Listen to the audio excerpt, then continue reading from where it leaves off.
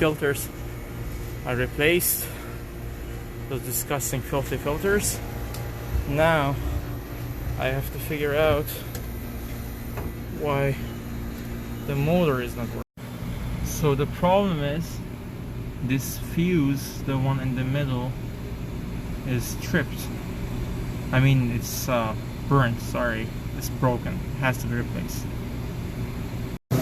Okay guys, finally I could get this system up and running. That was the fuse that was tripped, and I replaced 3 of them just in case. Those are time delay fuses and they go bad over time, so I replaced 3 of them to just avoid any problem down the road.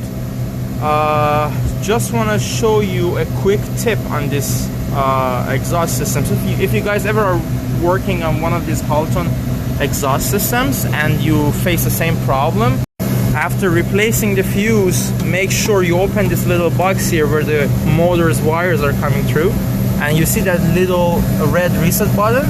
You gotta press that, otherwise the system doesn't work. Just a little tip, that's all.